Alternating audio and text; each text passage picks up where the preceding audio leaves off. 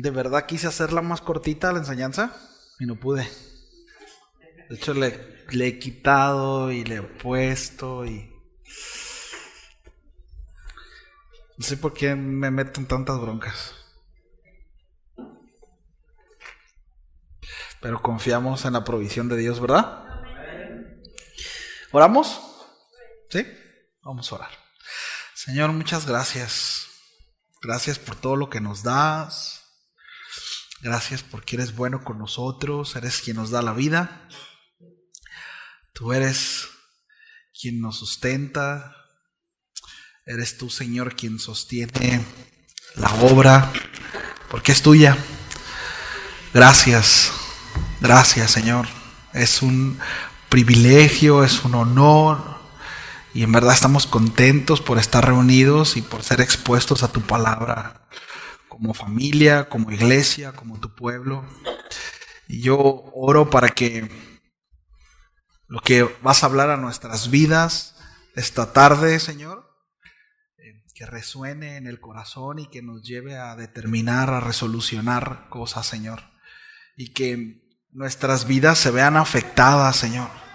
Que no solamente podamos conocer más de la Escritura, sino que a la vez que vayamos creciendo en conocimiento, que también afecte nuestro corazón, que afecte nuestra vida de manera positiva.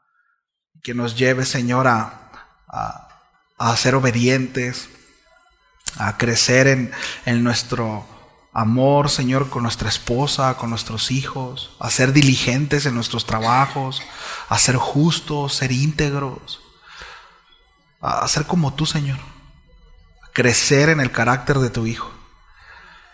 Gracias, Señor. Bendigo a mis hermanos en el nombre de Jesús. Amén. Amén. Bien. Pues estamos en la serie, es el segundo tema de esta serie nueva. Estamos con el libro de Génesis.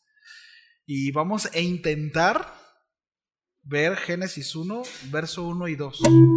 ¿Sí? Voy a intentar de verdad poder ver los dos versículos, pero bueno, que Dios nos ayude. Por favor, vamos allá a Génesis capítulo 1, versículo 1.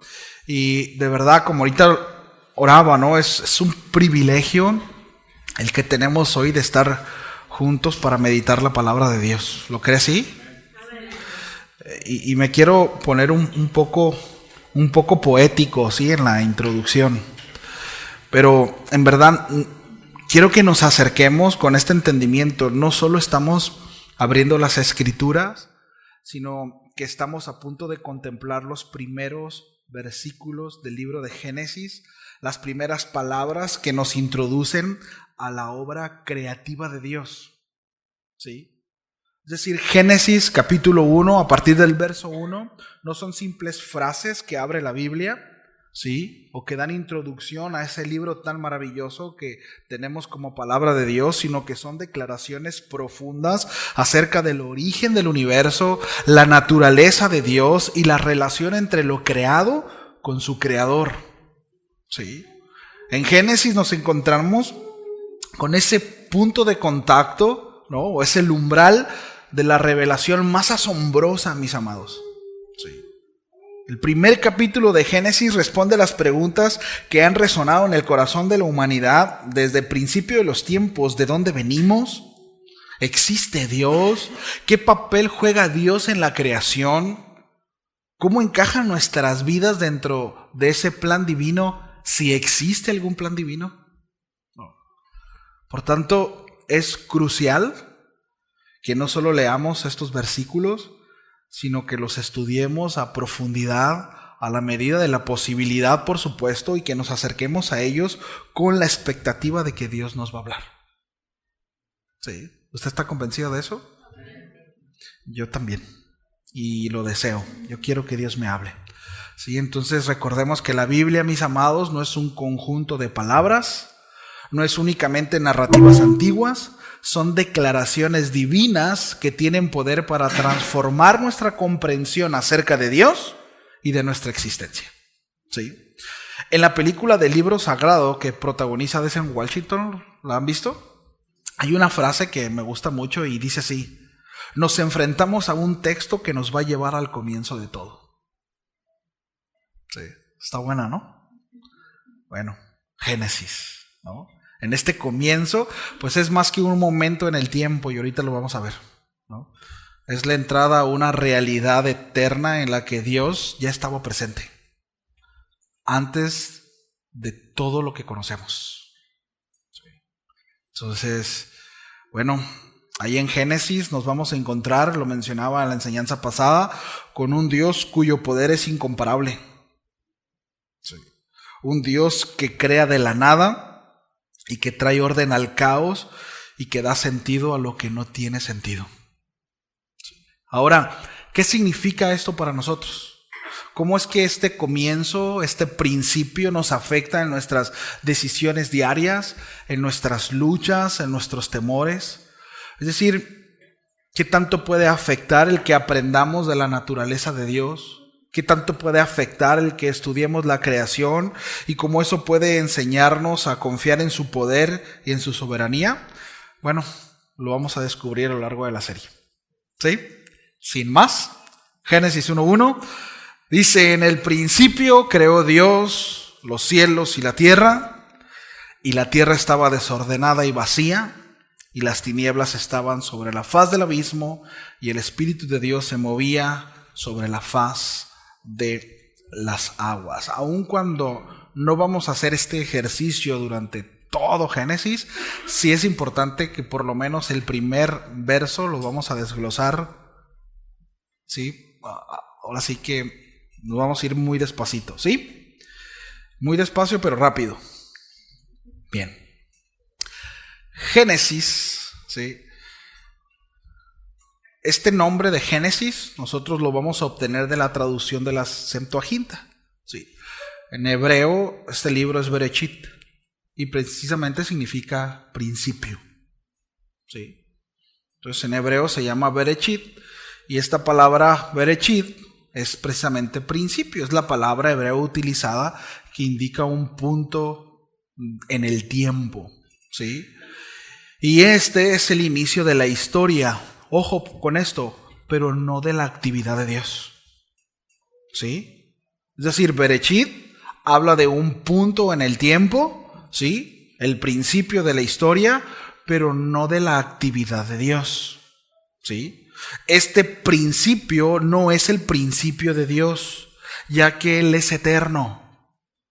El salmista dice ahí en el Salmo 90, versículo 2, dices: antes de que naciesen los montes y formases la tierra y el mundo, desde el siglo hasta el siglo, tú eres Dios. ¿Sí? Él es eterno.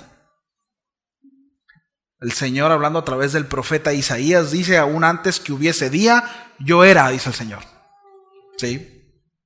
Entonces, Bereshit habla del comienzo. La tradición ha interpretado que habla del comienzo de la creación misma, el origen de la materia, ¿sí? El principio marca el umbral donde la eternidad de Dios toca el tiempo finito y limitado de la creación. Es decir, en Él empieza el tiempo y espacio, ¿sí?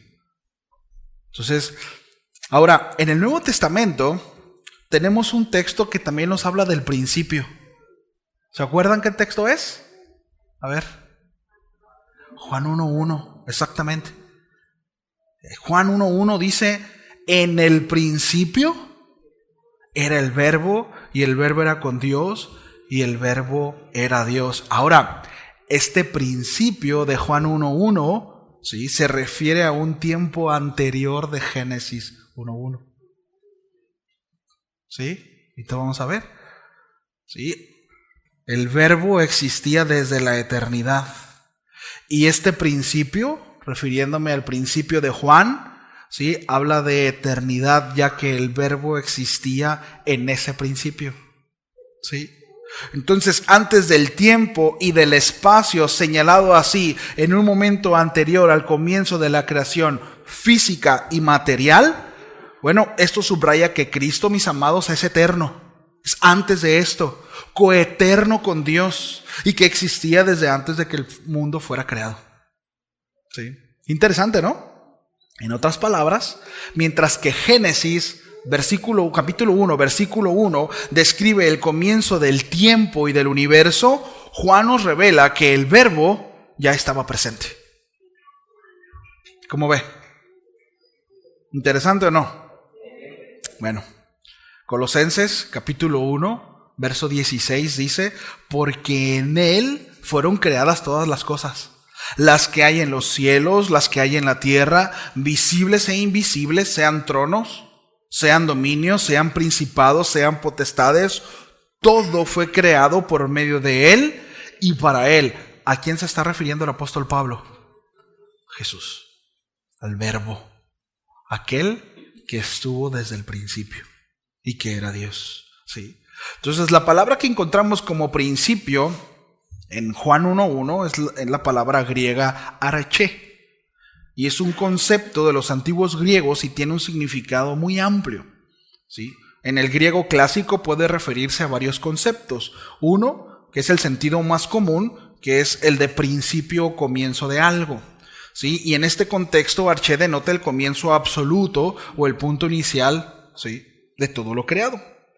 Otra definición de arché es primicia o preeminencia, ¿sí?, y refiere a autoridad, liderazgo, algo que está por encima de todo lo demás.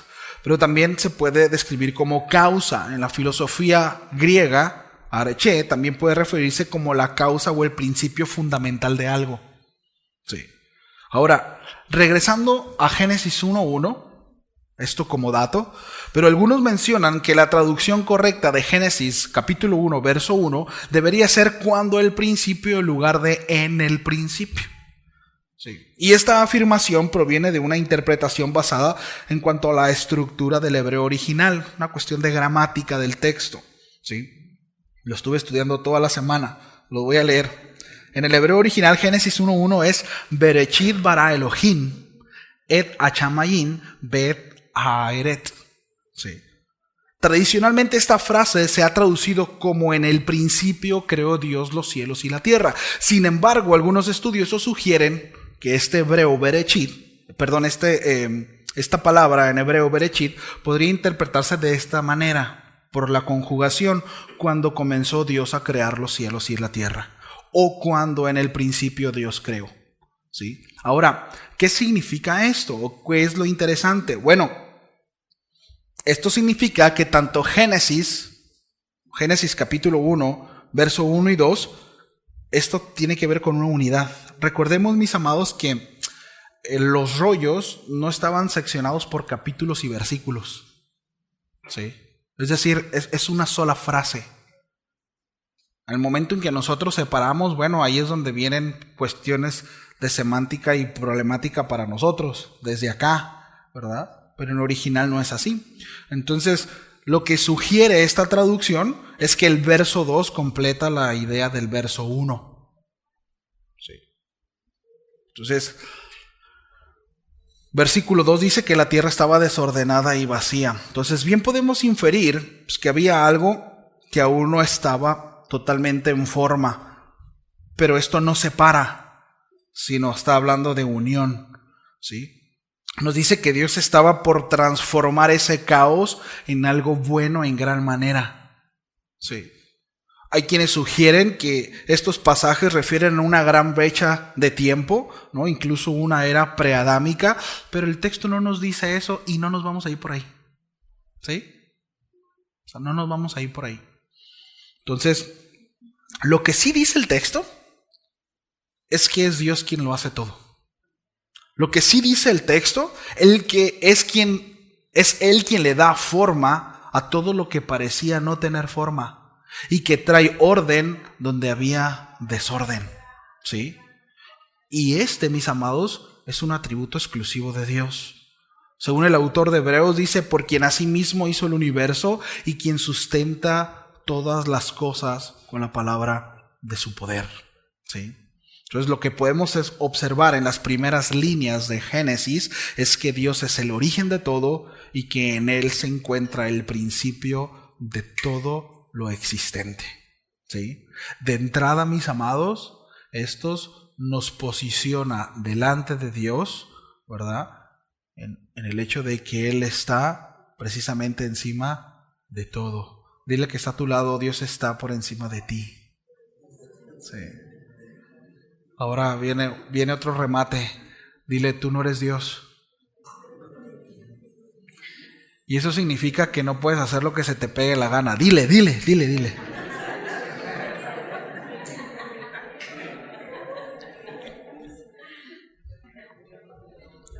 ¿Qué implica esto? Eso. Que no hay nada por encima de Él. Que Él es el origen de todo.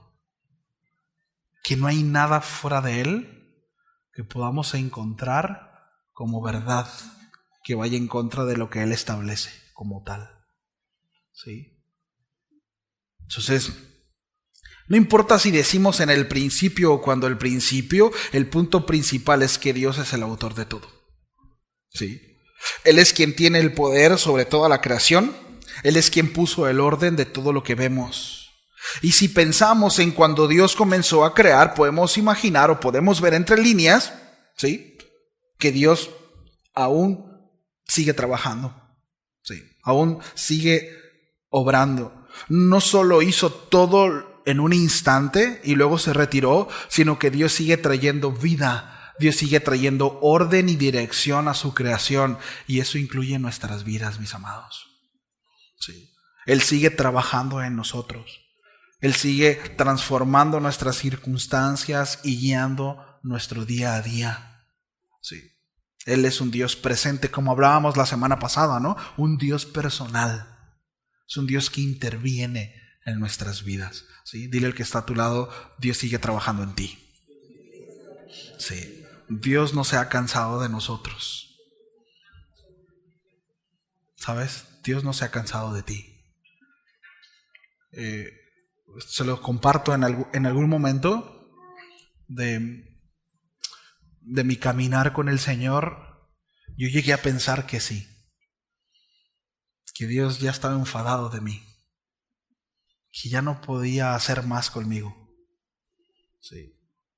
Y ya Dios me había dicho, contigo no se puede, Ángel. Así me decía mi mamá y papá y me la creí. Yo recuerdo, va a sacar los traumas de aquí, ¿no? No, una vez yo tenía como unos 12, 13 años. Y miren, aun cuando en ese entonces no conocíamos al Señor, pero aun cuando no hay conocimiento de la palabra, el apóstol Pablo habla acerca de que hay una conciencia, ¿no? Es decir, sabemos lo que es bueno y malo, y yo sabía que mi vida no era buena, ¿sí? Es decir, había culpa, había cosas y había parámetros que aún mis papás me enseñaron moral, lógicamente, y me presentaron que era lo bueno y lo malo, ¿sí? Y lo sabía perfectamente bien. En una ocasión, no me acuerdo qué hice, no me voy a preguntar, pero sé que hice algo y me sentí muy mal. Y yo recuerdo ir con mi papá llorando, decirle, papá, es que no puedo. O sea, en verdad, no sé si te acuerdas, llorando decirle, es que en verdad no puedo. Me esfuerzo, pero no puedo. Sí. ¿Y cuántos dan gracias a Dios? Porque no se trata de si podemos o no. Puedo llegar con el Señor, decir, Señor, no puedo. Y el Señor dice, no te preocupes, mi hijo ya pudo. ¿No? Qué descanso. Mi hijo ya pudo. Sí.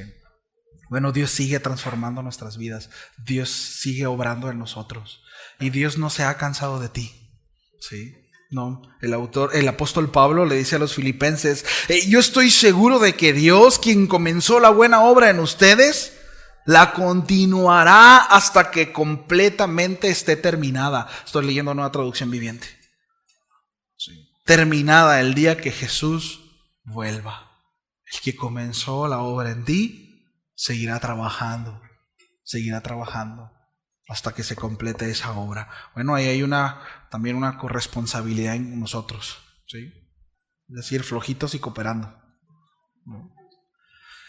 En el principio creó Dios los cielos y la tierra. El principio, ¿sí?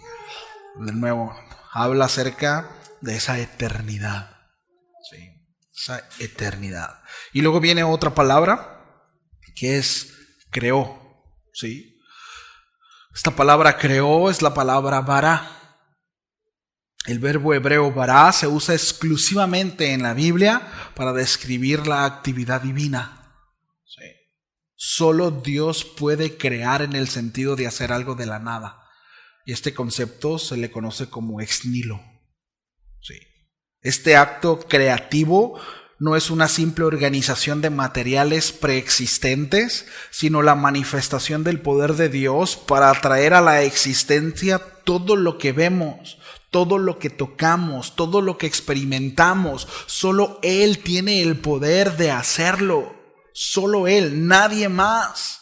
¿Sí? Solo Él. El apóstol Pablo le dice a los romanos recordando esto, ¿verdad? Romanos 4:17, a esto se refieren las escrituras cuando citan lo que Dios le dijo: te hice padre de muchas naciones. Y eso sucedió porque Abraham creyó en el Dios que da vida a los muertos y crea las cosas nuevas de la nada. Valera 60 dice: el que llama las cosas que no son como si fuesen. Es un atributo exclusivo de Dios, aquel que crea de la nada, ex nihilo. Nosotros como seres humanos sí sabían que no creamos nada, ¿verdad? Medio manipulamos lo que ya existe y le damos forma porque tenemos la esencia del Creador, ¿no? Y hay quienes tienen más facilidad y talento para darle forma con colores, ¿verdad? Con ciertos artefactos, como por ejemplo los que dibujan y dibujan realismo. Bueno, no están creando nada. ¿Sí? Simplemente están utilizando lo que ya existe, que ya está ahí, la materia, ¿verdad? Y lo está utilizando como herramienta para poder representar algo que ya existe también. ¿Cierto? Entonces, esto es algo, es un atributo, repito, exclusivo de Dios.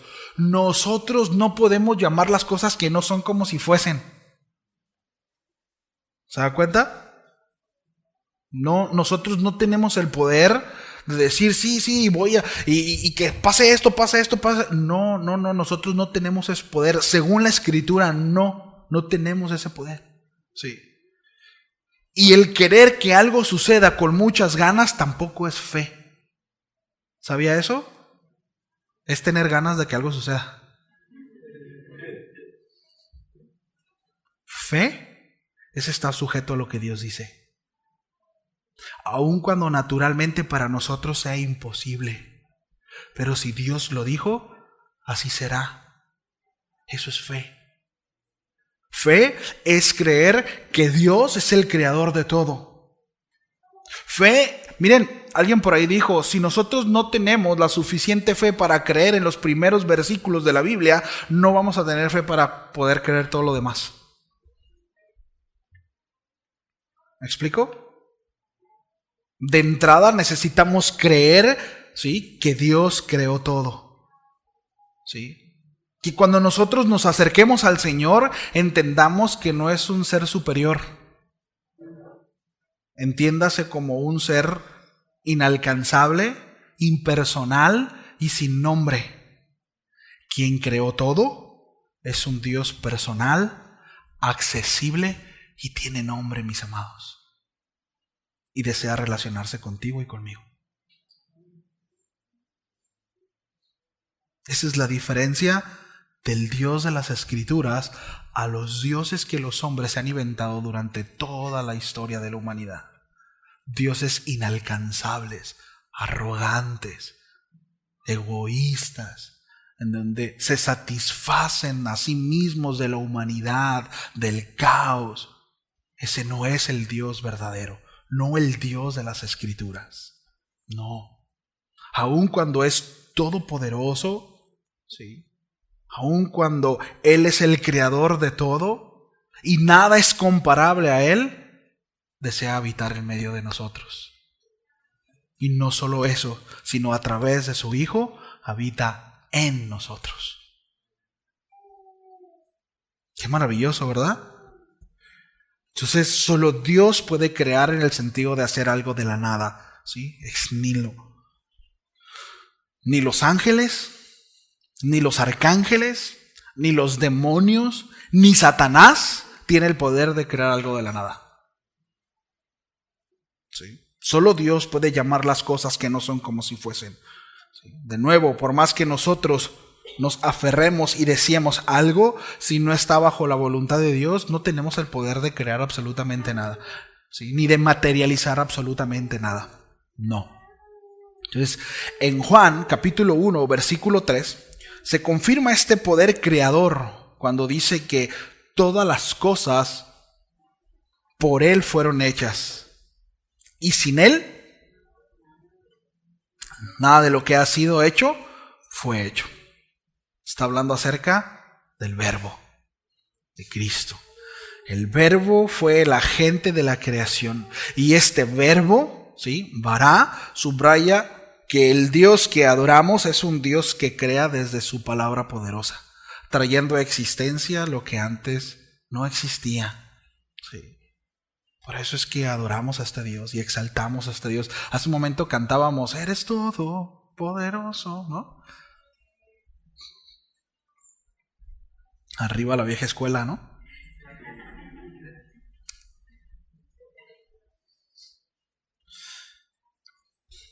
Miren,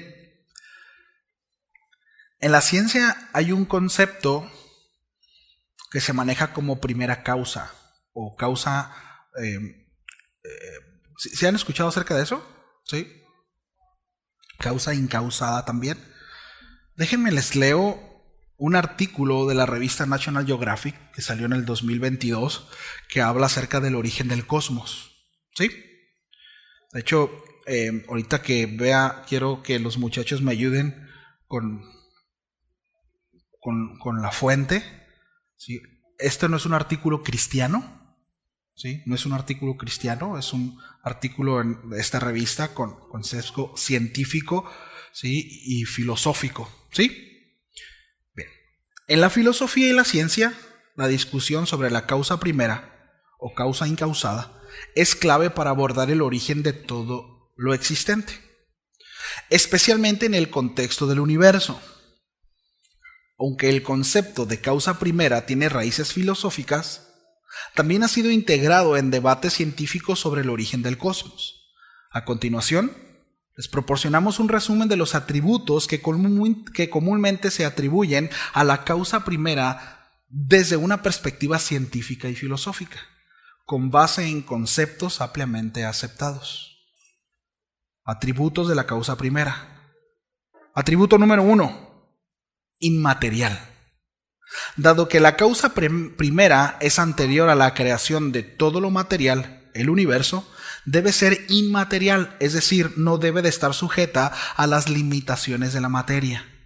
En la física moderna se postula que el espacio, el tiempo y la materia tuvieron un inicio en el Big Bang. La causa de todo eso debe, por lo tanto, estar fuera de estas limitaciones. Característica número 2 de esta causa primera: atemporal o fuera de tiempo. El tiempo es una propiedad del universo, lo que significa que antes de que el universo existiera no había tiempo como lo conocemos. Por lo tanto, la causa primera debe ser atemporal o eterna, sin estar restringida por el tiempo, ya que el tiempo mismo comenzó con el universo. Característica número 3. Espacialmente trascendente, es decir, no confinada al espacio. Si el espacio fue creado en el origen del universo, ¿sí lo están poniendo ahí, verdad? Okay. Si el espacio fue creado en el origen del universo, entonces la causa primera no está limitada por el espacio. Esto significa que la causa primera debe estar más allá de las dimensiones espaciales, trascendiendo lo que conocemos como espacio físico. Característica o atributo número 4. Todopoderosa o increíblemente eficaz. Cualquiera que sea la causa de todo el universo debe tener el poder suficiente para traer a la existencia algo tan vasto como el cosmos, lo que indica una fuerza o poder inimaginable. La energía liberada en el Big Bang sugiere que la causa de ese evento tiene un poder inmenso. Característica número 5. Personalidad o voluntad. Y aquí me vuela la cabeza. ¿Sí? según algunos filósofos y teólogos. Algunos argumentan que la causa primera debe de poseer algún tipo de voluntad o personalidad para elegir el momento de la creación, ya que si fuera simplemente una fuerza ciega, entonces el universo habría existido eternamente imposible. En este caso, se postula que una decisión consciente habría desencadenado el comienzo del universo. Por último, sexta característica de esta causa primera, debe de ser una causa necesaria, es decir, no contingente. La causa primera no puede depender de nada más para su existencia. Todo lo demás puede ser contingente, es decir, depender de algo más para existir, pero la causa primera debe ser necesaria en el sentido de que su existencia no depende de ninguna otra cosa. En resumen, la causa primera, según las reflexiones de la ciencia y la filosofía, debe de ser inmaterial, atemporal, trascendente al espacio, todopoderosa y necesariamente dependiente de otra cosa, es decir, una causa necesaria y con voluntad, según algunos argumentos filosóficos. Pregunta, ¿a quién están describiendo? Al Dios de la Biblia. Porque hay muchos otros dioses que no tienen esta característica. Solo uno, el Dios de la Biblia. El Dios que describe Génesis capítulo 1, versículo 1. ¿Cómo la ven? Qué tremendo, ¿no? ¿Por qué no? Un aplauso al Señor.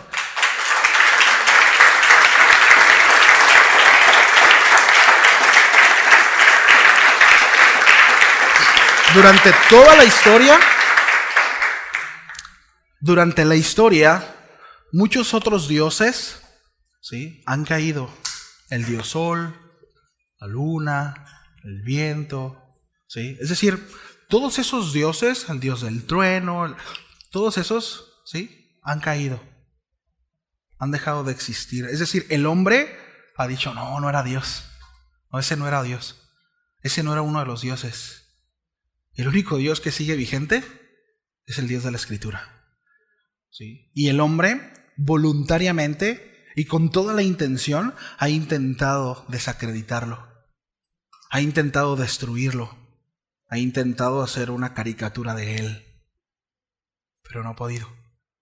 E incluso la ciencia, ¿sí?, se ha sumergido con toda la intención de poder ir en contra de lo que la Escritura dice. Y aun cuando ese libro que tiene ahí no es un libro científico, no ha podido ir en contra de lo que está escrito ahí. Porque es palabra de Dios. Sí. Es decir, un científico honesto siempre concluirá que existe Dios. Siempre. Sí. Porque el mundo, ¿verdad?, y todo lo que conocemos apunta hacia su Creador. El apóstol Pablo lo dijo. Sí. Bueno, todo lo creado da testimonio de su Creador, ¿cierto? Entonces, esto nos enseña, mis amados, que así como Dios puede crear de la nada, Él también puede hacer algo nuevo en nuestras vidas.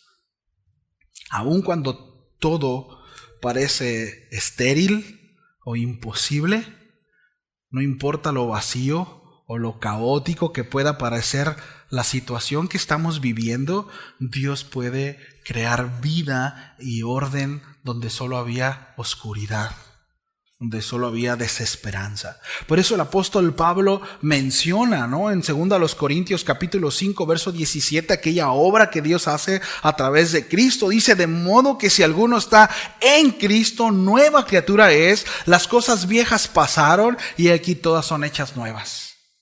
No. Él tiene el poder de hacernos nuevas criaturas, ¿sí?, a través del sacrificio de Cristo. Entonces, vimos en el principio, creó, vamos a la tercera palabra, Dios. En el principio creó Dios. La palabra Dios aquí en el hebreo es la palabra Elohim. Y es una forma plural del nombre de Dios. ¿Sí? La palabra Elohim es plural, el verbo creó está conjugado en singular. Y esto refiere al Dios de Israel, el verbo es singular. Los rabinos dicen que habla de un Dios creador, proveedor y sustentador de toda la vida, ¿sí?, en cuanto a a lo que Él ha creado y a sus promesas. Pero esto habla acerca de, es interesante porque se podría bien traducir como dioses, sí, Elohim. De hecho, a lo largo de la escritura vamos a toparnos que cuando se refiere a dioses, sí, bueno, habla también de Elohim, sí, pero Él es el Elohim, sí. Ahora, esta pluralidad, la mayoría de los que dicen que saben, nos da un indicio temprano de la triunidad de Dios, ¿sí? ¿Y cómo es que nosotros podemos relacionarlo perfectamente? Bueno, porque en el versículo 26 del mismo capítulo 1 dice así: entonces dijo Dios, hagamos al hombre a nuestra imagen conforme a nuestra semejanza, ¿sí? Entonces nosotros vemos al agente creador, vemos a Dios como el eterno, ¿sí?, quien está en el principio, y al agente creador, que es el Verbo creando todas las cosas, y por supuesto al mismo Espíritu Santo, que también, ¿verdad?, era quien estaba ordenando las cosas. Allí mismo Génesis capítulo 1, versículo 1, ¿sí? Entonces vemos de manera temprana, por así decirlo, a la Trinidad operando desde el principio, ¿sí? Entonces no tenemos ningún problema, porque el Dios de la Biblia, es decir, Moisés, tenía en su mente, nunca tuvo en su mente a dioses, sino al Dios creador, ¿sí? Pero es un término hebreo, repito, que se utiliza como plural, pero es interesante poder ver la Trinidad aún desde el capítulo 1, en el versículo 1 de la Escritura. Entonces, en conexión con Juan 1:1, vemos que el Verbo, bueno, estaba con Dios desde el principio, lo que resalta la unidad de la Trinidad en la creación, ¿sí? Entonces Cristo, y esto es bien interesante, mis amados, no solo es el Salvador, ¿sí?, no solo es quien nos reconcilia, sino también es el creador junto con el Padre y el Espíritu Santo, el agente creador de todo, ¿sí? Entonces, esta verdad nos recuerda que Dios es más grande de lo que nosotros podemos comprender. De hecho, miren, e intentar poder comprender que Él es el eterno, ahí nos podemos detener no sé cuánto tiempo, porque eternidad no es infinito, como ya hemos mencionado, ¿no? Nosotros creo que podemos entender un poco el principio sin final. Está bien, nunca va a acabar y también es algo complejo, pero hablar acerca de eternidad es que nunca tuvo comienzo. Por eso es importante, cuando mencionaba el principio, Génesis 1:1 habla acerca de la creación del hombre, pero no de la actividad de Dios, porque Dios ya era. Pero ¿cuándo comenzó Dios? Dios nunca comenzó. Dios no se creó a sí mismo. Él es. Entonces, ¿quiere decir, pastor, que antes de Génesis 1:1 no había nada? No, existía Dios. Estaba Él. ¿Pero qué había? Él, el eterno. Sí, pero antes, no, Él, el eterno. ¿Sí? No hay más antes que Él. Él es. ¿Sí?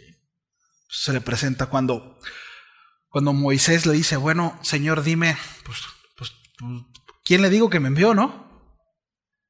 Entendamos la cosmovisión que tenía tanto Moisés como el pueblo hebreo que estaba en Egipto, ¿sí? Ellos creían en dioses.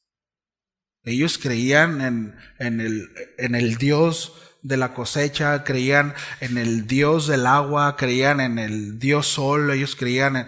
De hecho, muchos, hay un estudio muy interesante, pero todas las plagas, y los vamos a ver más adelante, no quiero hacer spoiler, pero todas las plagas que Dios envía a través de Moisés fueron directamente a los dioses, atacando a las deidades que ellos tenían. No. Es decir, Dios dijo, estoy por encima de todos. Por eso el Señor se le presenta a Moisés como el eterno, el que está por encima de todos, el que no tiene principio y que no tiene final, el yo soy. Sí, qué interesante, ¿no? Bueno, Él es más grande de lo que podemos comprender. Sí. Y nos invita, mis amados, a vivir con un sentido de reverencia y asombro por su poder y su misterio. Miren, familia, hay cosas que nosotros no vamos a entender en nuestro caminar. dentro del cristianismo y en nuestra relación con el Señor. Hay cosas que no vamos a entender. De repente he escuchado, bueno, un día en el cielo conoceremos todas las cosas. Quizá no. Él es el eterno. ¿Me explico? Pero el asunto no es intentar agarrarnos de lo que no conocemos o de lo que no entendemos, sino de lo que Dios revela de sí mismo. Porque lo que Dios revela en su escritura de sí mismo es suficiente para que nosotros podamos proseguir plenamente, independientemente de las circunstancias y las situaciones que vivamos.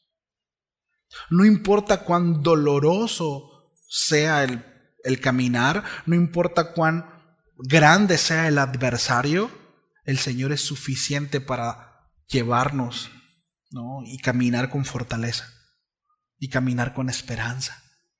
¿Cierto? Y es interesante porque este Dios inmenso, ¿sí? Que ciertamente no podremos entenderlo en su totalidad, ¿sí? Porque tiene sus matices de oscuridad, entiendas esa parte no de malo, sino de misterio por cuanto es el eterno, ¿sí? Bueno, se relaciona con nosotros y se presenta lo suficientemente claro para que vivamos para Él, amándolo, honrándolo, glorificándolo, ¿sí? Y siendo una extensión de su gobierno aquí en la tierra. Ese Dios todopoderoso que más adelante vamos a ver, toma un hombre y le dice, te voy a llamar mi amigo y no voy a tener secretos para ti.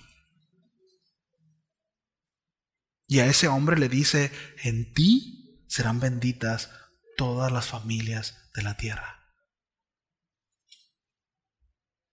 Así de cercano es ese Dios, ¿sí? Entonces, mis amados, todo esto nos invita a vivir en un sentido de reverencia y asombro por su poder y su misterio, ¿no? Y por otro lado, por eso es muy chocante aquellos que dicen temer a Dios y conocer a Dios. Pero miren, hace muchos años yo conozco a esa persona, ya no tenemos relación hace muchos años, pero recuerdo que él decía, no, yo a Dios le hablo con groserías y todo, pues Dios no se asusta. Pues sí, Dios no se asusta, pero no seas irreverente, ¿no? Es irreverente, porque queremos bajar tanto a Dios, ¿no? Y queremos humanizar tanto a Dios. No, mis amados, la Escritura nos enseña cómo relacionarnos con Él. Debemos de ser reverentes, ¿sí? Y acercarnos con temor, sencillos, y disfrutar de su presencia y abrir nuestro corazón. A Él no lo podemos engañar y no podemos pretender. Yo no hablo acerca de poder entrar a su presencia con liturgia, ¿verdad? Y con palabras ostentosas, no, pero sí con un corazón rendido. Sí, con un corazón entendido que Él es Dios y que yo soy su creación y que estoy sujeto a Él. Y que las cosas se hacen como Él quiere, no como yo quiera. ¿Sí? Porque Él es Dios. Yo no. Yo soy ¿cómo era, manito? La pulga de la partícula de polvo de la pulga de la pata de una garrapata, ¿no? O sea, en cuanto a dimensión, ¿no? Dios y yo. Pero en Él somos dignificados. En Él tenemos valor. ¿Sí?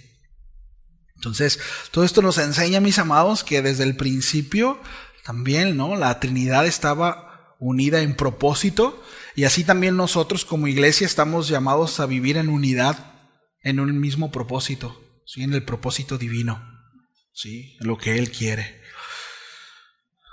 Llegamos al versículo 2. No me fui tan largo.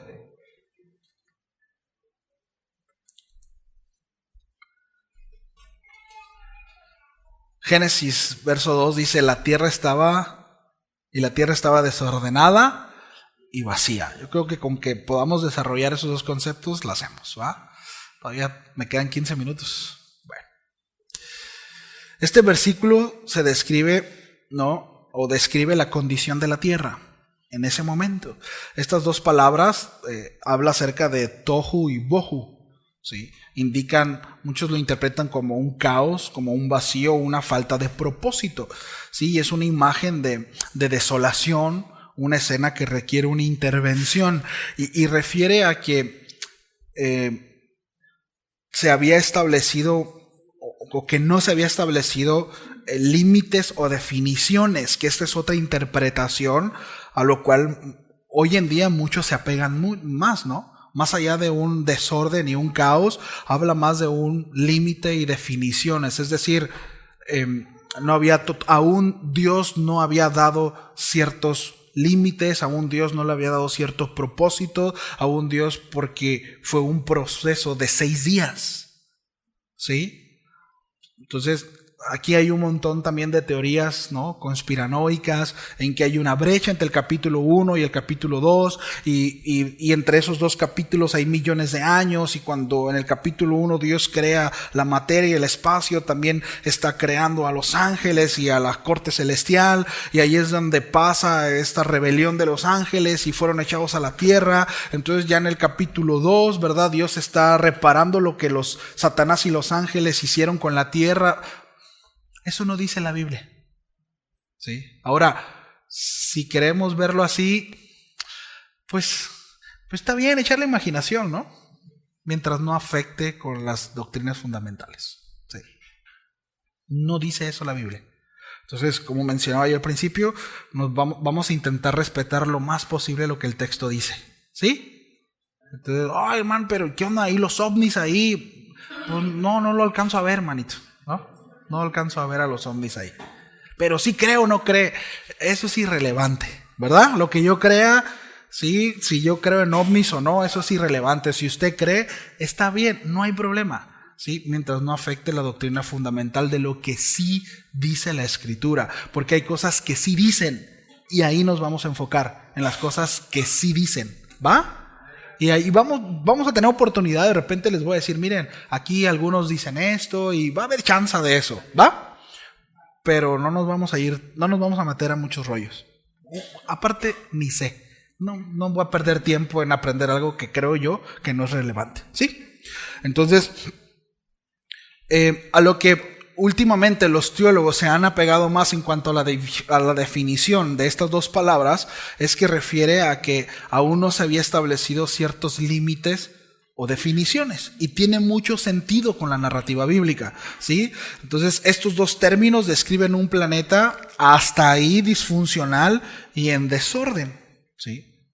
Por lo que nos habla de estas dos palabras. Ahora, estas palabras se utilizan 2 veces, es decir, hay 2 textos que utilizan estas dos palabras en la misma posición y de la misma manera, y una la encontramos en Isaías 34:11, si quieren nada más anoten, vamos ahí, pero habla acerca de destrucción y niveles de desolamiento, ¿sí? Es como se interpretó, como se transcribió por el contexto en el que se encontraba.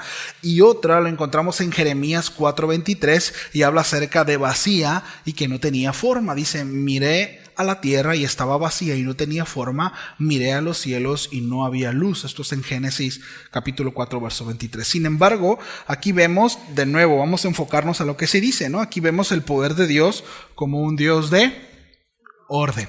No quedó así, ¿sí? La tierra estaba sin propósito, sin límite, en un estado no apto o óptimo para que hubiese vida, y Dios se encargó de ordenarlo, ¿sí? Y eso es bien importante porque Dios es un Dios de orden, mis amados, ¿sí? Dios, una de las cosas que será muy evidente en nosotros cuando el Señor venga es que Él empujará desde el principio a ordenarnos, ¿sí?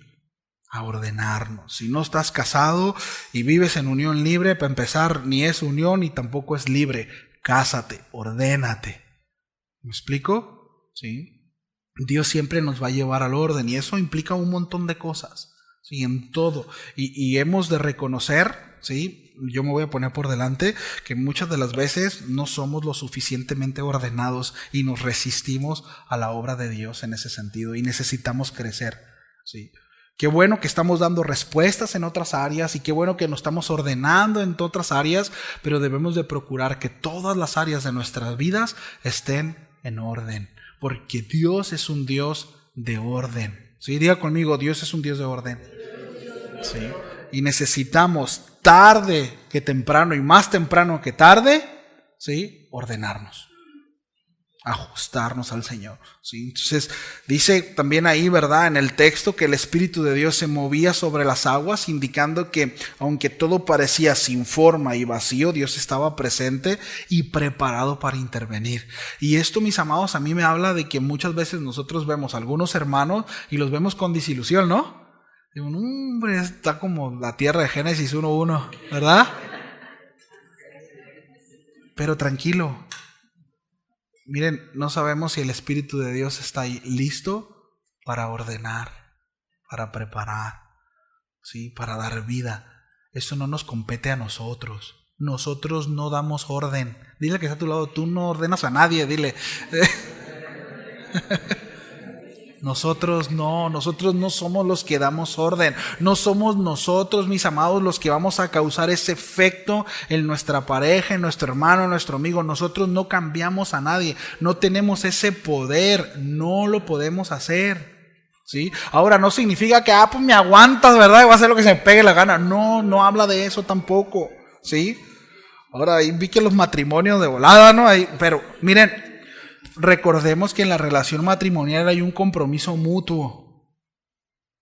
¿Sí? Es decir, ambos estamos en un proceso de crecimiento. Y quiero hacer una pregunta. ¿Sí? Si uno le echa ganas y va, ¿verdad? Y el otro no, ¿qué va a pasar? ¿Qué va a pasar en esa relación? Hay una ilustración muy buena, ¿no? Cuando es un barco y van dos remos, ¿no? ¿Qué pasa si uno rema y el otro no rema? Van a estar dando vuelta donde mismo. Oye, pero ¿qué onda? Oye, pero tú sigues igual, ¿verdad? Y no cambias y yo le estoy echando ganas. Y, bueno, pues sí, ahí van a estar. Por eso la Biblia es bien clara, dice, ¿cómo podrán estar juntos dos que no están de acuerdo? ¿Cómo? ¿Y si no se respetan los acuerdos? ¿Y si hablan y siempre llegan a lo mismo y no se respetan los acuerdos? Ahí van a estar. Hace mucho, cuando recién empezaron aquí en el malecón a rentar esas bicicletas de 2, ¿se acuerdan? Pues mi esposa y yo fuimos y ¿qué onda? Bueno. Y bueno, yo me fui al frente para manejar y al principio, ¿no? Como unos 15 kilómetros como si nada, ¿no? De repente pues sentí demasiado pesada la bicicleta, ¿no? Y dije, ya me cansé, pero... Y volteo, y va con las piernitas cruzadas, así. Es de 2, no están dioquis los pedales, le dije, pon las patitas ahí. Venía cruzadita de piernas, así. Bueno, los pedales ahí están por algo, ¿no? Es bicicleta de 2. El del frente dirige, pero los dos trabajan para avanzar. Si uno deja de pedalear, para el otro, a lo mejor se avanzan, pero va a ser imposible. Va a llegar un momento en el que se va a cansar. Y va a decir, no, pues yo tampoco le doy, ¿no? ¿Sí se puede entender la ilustración? ¿Sí? ¿Cuántos cansados? No es cierto, no levante la mano bien. Está ni terminado. Para eso están prestos, ¿ah? Bueno, ¿por qué estaba diciendo todo esto? ¿Qué tiene que ver con Génesis? El orden. Sí están poniendo atención. Gracias a Dios. Debemos ordenarnos, ¿verdad? Y en nuestra relación, ¿sí? En nuestro matrimonio es importante, ¿no? Ordenarnos, ¿sí? Oye, pero pues ¿qué tiene de malo, no? Que pues yo salgo, ¿verdad? Y yo mantengo a mi esposo y me quedo y él es el amo de casa y ya nos pusimos de acuerdo y yo mando, ¿no? Bueno, está fuera de orden. Tarde o temprano va a afectar. Fuera de orden. ¿Sí? No debe de ser así. Entonces, mis amados, este proceso de transformar el caos, ¿no?, en cosmos, ¿no?, en orden, es un patrón que se repite a lo largo de la creación y también de nuestras vidas. Dios sigue haciendo esa obra en nosotros. Dios sigue ordenándonos.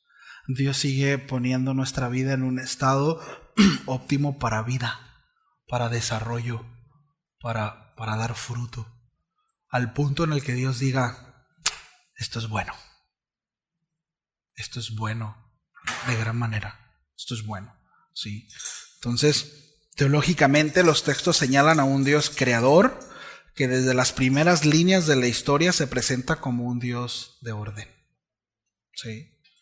Entonces, así como Dios trajo el orden a este mundo, ¿verdad?, y que faltaba, ¿verdad?, en estas líneas, orden, repito, y bueno, Él puede también traer ese orden a nuestras vidas cuando todo parece que está fuera de control, ¿sí?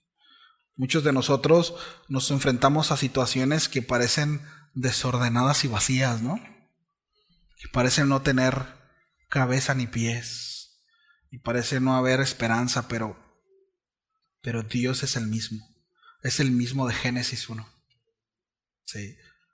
Relaciones rotas, confusión, incertidumbre, etcétera. Pero Dios, a través de su Espíritu, puede transformarlos, esas situaciones, ¿no?, y aún nuestras vidas, en algo bello, en algo hermoso, lleno de propósito, ¿no?, lleno de vida, lleno de luz, de fruto, sí, en gran manera. Entonces, la palabra hebrea para espíritu, ahí en Génesis, es la palabra hebrea es ruach. Y esta palabra también se utiliza para traducir viento o aliento, ¿sí? Aquí se refiere al Espíritu de Dios. De hecho, una traducción mucho más cercana al original es el Espíritu del Santo, ¿sí? Y no habla del luchador, ¿no?, sino del Señor, el Espíritu de Dios, ¿sí? Entonces este versículo anticipa, ¿verdad?, el papel del Espíritu Santo en toda la obra de redención y la nueva creación. ¿Se da cuenta? O sea, como desde el principio Dios no se ha ido sacando nada de abajo de la manga, pues, ¿sí? Dios no va improvisando nada, ¿sí? Así como el Espíritu se movía en el caos, ¿sí?, ahora se mueve también como se movía en el caos de la tierra, por así decirlo. Bueno, también se mueve en el caos de nuestras vidas para traer orden, vida y propósito. Y esto nos enseña que no estamos solos, mis amados, en nuestras luchas y en nuestros procesos. El Espíritu de Dios está activo, moviéndose en medio de nuestras dificultades, trayendo dirección, esperanza, renovación, ¿sí? Dios está presente en su relación, ¿verdad?, que está viviendo, ya sea fracturada con su esposo, con sus hijos, en su trabajo, etcétera, etcétera, etcétera. Pero es importante que nosotros nos acerquemos a Dios, ¿no?, con un corazón sincero y lleno de fe. El autor de Hebreos, y ya estoy entrando al final, no sé si me pueden ayudar con el piano, dice así, se los voy a leer en la Nueva Traducción Viviente, es Hebreos capítulo 11 en el versículo 6, habla acerca de la fe, pero dice: de hecho, dice el autor de Hebreos, sin fe es imposible agradar a Dios. Ahora, tenemos que entender esto, ¿no? De nuevo, fe no es como que sí creo en Dios. No es así. De hecho, Santiago dice, mira, confrontando a los creyentes, dice: miran, hermanos, si tú crees que Dios es uno, ¿no?, que existe, pues bien haces, ¿no? O sea, está bien. El asunto es que los demonios también creen y tiemblan. Es decir, la fe no tiene que ver con solamente creo que existe un creador y creo que Diosito está ahí arriba. ¿Me explico? Fe tiene que ver con ser fiel y leal a Dios, a su palabra, ¿sí? De hecho, tuvimos una serie hablando acerca de la fe hace para 2 años. Hablamos acerca de Hebreos 11, los héroes de la fe. ¿Y qué es lo que tenían en común todos esos héroes de la fe? Esa lista de Hebreos 11. Bueno, que todos obedecieron. Ninguno ahí era perfecto. O sea, fe no es... Entendamos esta parte, ¿eh?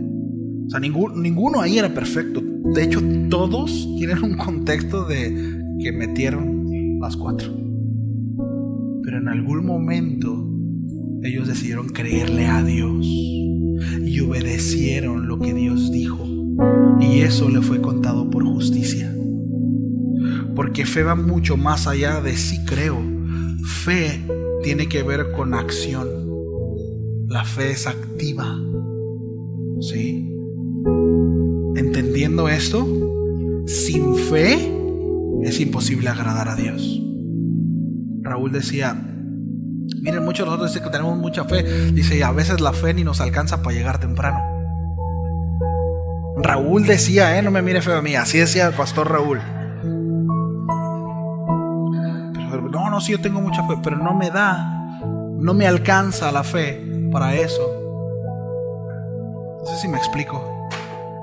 No es mi prioridad. O sea, realmente ¿qué tanto está depositado mi corazón en el Señor? Sin fe es imposible agradar a Dios. Todo el que desee acercarse a Dios debe creer que Él existe. ¿Sí? O sea, estar consciente de que Él es. De que Él es. Y es bien interesante porque esto refiere a que Él es quien dice ser. O sea, no es como Él existe, de nuevo, como ese de yo creo que Dios existe y tengo mi cosmovisión de Dios. No, es Él existe, Él es quien dice ser. ¿Sí? Me acerco desde esa perspectiva y que Él recompensa a los que buscan, a los que le buscan con sinceridad. ¿Sí? Con sinceridad. Hemos de reconocer, familia, que muchos de nosotros nos acercamos a Dios con una predisposición, buscando el alivio y la reparación de nuestras vidas, según nuestras expectativas. Y pedimos que Dios cambie a nuestro esposo, ¿no? Por favor, Señor, cambia al cocodrilo de mi esposo. Señor, cambia la desobligada de mi esposa. Señor, cambia a mi patrón, ¿verdad? A mi jefe, porque nos hace trabajar mucho y nos paga poco. Señor, cambia a mi hijo. Pero poco nos acercamos reconociendo que hay un caos en nosotros y un desorden. Le decimos, Señor, cámbiame a mí. Yo creo que tú puedes, Señor, hacer algo bueno, de algo que al parecer no tiene límites ni propósito. Antes de pedir cambiar a mi esposa, a mis hijos, a mi trabajo, cámbiame a mí, Señor. Ayúdame a reconocer cuál es mi condición. ¿Cuál es mi condición? ¿En dónde estoy parado, Señor? ¿En dónde necesito avanzar? ¿En dónde necesito crecer? Creyendo, como dice el autor de Hebreos, creyendo que Él es quien dice ser y que tiene el poder de hacer lo que dice que hace. Cámbiame a mí. Hazme crecer en paciencia, hazme crecer en amor, en esperanza. Ayúdame, Señor. Sí. Así como la creación necesitaba la intervención del Espíritu para tomar forma, nuestras vidas también necesitan la presencia continua del Espíritu Santo para tomar forma, la forma que Dios quiere. Pero necesitamos reconocerlo. Necesitamos reconocer que necesitamos, vaya la redundancia, su intervención en nosotros. ¿Cuántos dicen amén? ¿Cuántos dicen, Señor, yo necesito que intervengas en mi vida? Yo reconozco que necesito que tu Espíritu Santo ponga orden en mi vida y que me haga crecer. ¿Sí? ¿Por qué no nos ponemos de pie? Si quiere hacerlo, por supuesto.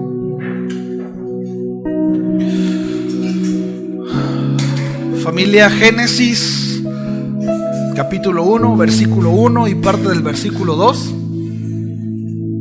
nos revela un Dios poderoso y soberano que desde el principio ha tenido el control de todo y sobre todo. Y eso, mis amados, nos debe de llevar a descansar y no ser tan preocupones. Eso me hablaba el Señor en la semana. Ángel, confía en mí. Si realmente crees que yo soy un Dios que desde el principio ha tenido el control de todo y de todos, lo sigo teniendo. Soy el mismo. Descansa en mí. Y yo he de reconocer que a veces ahí yo me quedo junto. Mi humanidad, ¿no? Esta carnita se resiste a descansar al Dios que se está presentando delante de nuestras vidas a la luz de las Escrituras. Y eso es normal, ¿sabe? Es parte de, pero no nos debemos de quedar atorados ahí. Necesitamos crecer y dar respuesta al Señor. Y yo no sé si a usted, al igual que a mí, le pasa eso, quizás algo similar u otras cosas, pero yo quiero invitarlo a que ahí donde esté cierre sus ojos y que ore a Dios y le diga: Señor, ayúdame a crecer, que esto que estoy aprendiendo, que esto que se nos está recordando, quizá algunos ya lo sabían y lo están recordando y está bien, pero que esto, Señor, afirme mi corazón, que me haga crecer en fe, en obediencia, en fidelidad, para poder experimentar, Señor, tu obra completa en mi vida y también en los demás, también en mi esposa, también en mis hijos, también en quienes me rodean, en mi trabajo, aún las circunstancias, con mi mamá, con mi papá, con mis hermanos, mis amigos. Pero Señor, que haya en mí ese sinceramiento de acercarme a ti reconociéndote y reconociendo mi necesidad de que tu Espíritu haga la obra en mí. ¿Sí? Señor, vamos a orar. Gracias, Señor, por tu palabra. Ayúdanos, Señor, guíanos a reconocer la necesidad que tenemos de tu obra en nosotros. Que podamos abrazar la verdad bíblica, lo que tu palabra dice, lo que la Escritura dice acerca de ti, y que eso resuene en nuestro corazón y que afecte, Señor, nuestras vidas, nuestras relaciones, nuestros trabajos, nuestra salud y aún las determinaciones en nuestro corazón. Señor, ayúdanos a avanzar, a crecer. Señor, reconocemos que tú has hecho lo necesario y has hecho lo propio, y eres tú quien desde el principio te has presentado como el Dios que busca a su creación, como aquel que no solamente la crea sino la sustenta y que sigue interviniendo a lo largo de la historia.